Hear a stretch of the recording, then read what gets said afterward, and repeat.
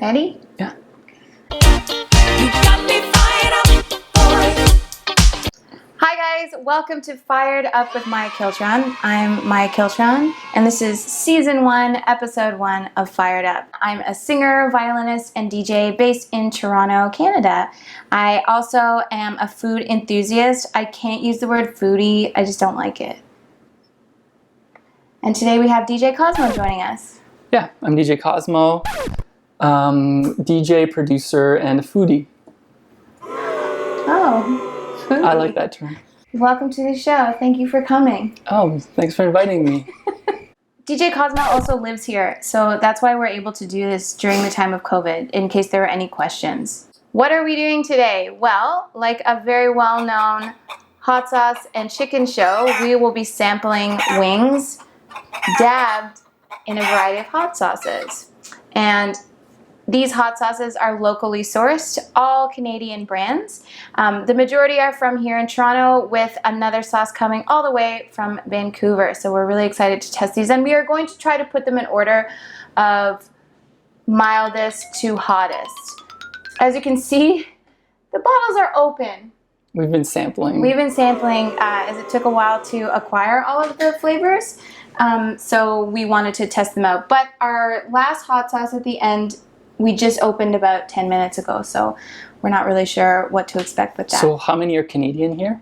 All of them are Canadian. Okay. It's just that only one of them is not from Toronto. Okay. Or actually, that's a lie. 2 of them are not from Toronto. Okay. 3 of them are not from Toronto. Oh, right. So We're going to start with wings, and then we'll dive into some questions. We're going to do things a little differently than the other show that features an identical theme. We're both going to ask each other questions and just see how that goes throughout this this gauntlet. Let's start today with Thunder Bay's Heartbeat Hot Sauce. They have a number of types. We went with the pineapple habanero. So I'll let you start. We didn't pre-dab also, so this is going to be an interesting part of the show dynamic. Okay. So yeah, I'll dab and spread. Okay, good idea. I guess I have to spread too, yeah? Yeah, it's up to you. I'm doing it. Okay. All right, first one, Heartbeat Hot Sauce. Oh.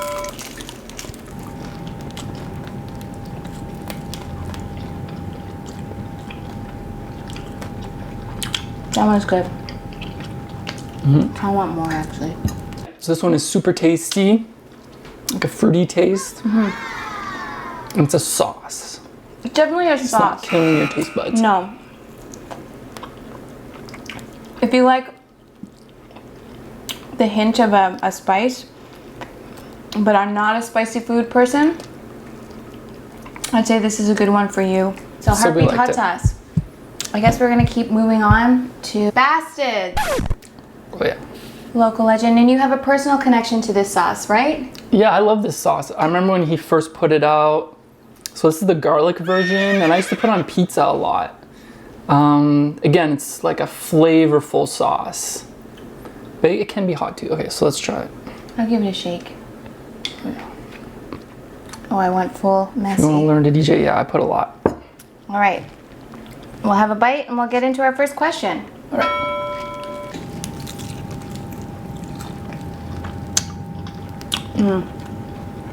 Oh yeah. What inspired you to get into DJing? Because legend has it, you didn't start off as a musician, you were a skateboarder. Well, yeah.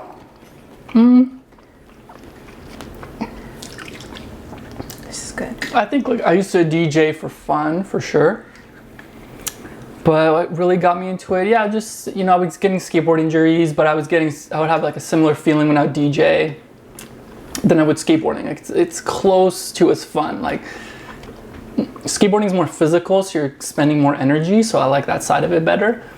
But DJing then, you know, with the scratching and the competitions, they were kind of like in similar worlds, like the counterculture world. So, you know, it kind of moved from one to the other. This one is a bit more kick, so light kick, good flavor. It's one of those sauces where you can definitely feel it just start to touch your lips. Yeah, we gotta get our wing ready. So our next sauce, another Toronto local sauce, heavy hitter hot sauce. This is one of many varieties that they have. I always tend to go for garlic. So I went for the garlic, but they do have a bunch of other varieties available on their website. These guys, awesome.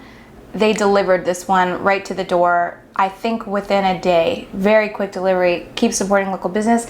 All right, heavy hitter.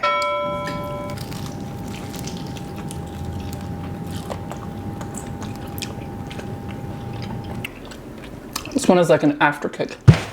Oh yeah, it kind of settles in afterwards. But a good garlic, like beginning, and then it kind of goes into the next stuff. This thing's escalating quickly. I like this one. Yeah, it's escalating for sure. So I see you writing a lot of songs. You put out a bunch of EPs. So I would say, what was your easiest song to write? Then wait, there's a follow-up. Okay. What was your hardest song to write?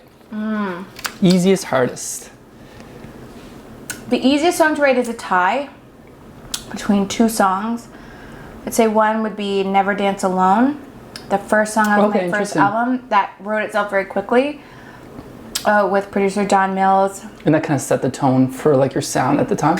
Yeah, it really let me figure out what I wanted to do after a lot of like misfires in writing and making music, of just not getting it right or not really figuring out what I want to do. That one wrote itself very quickly and then kept going on. This one's still going.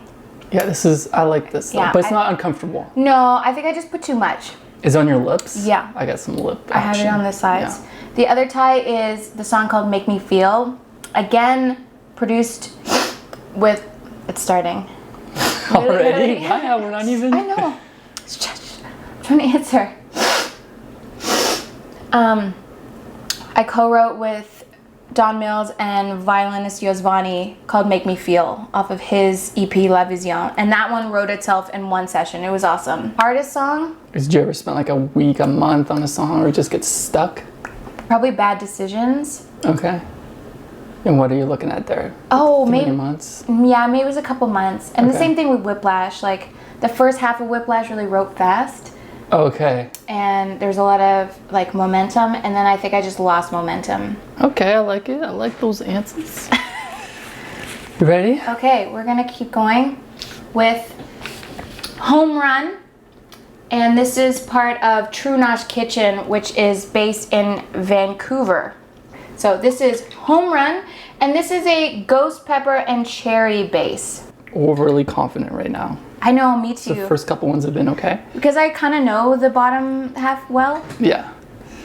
Okay.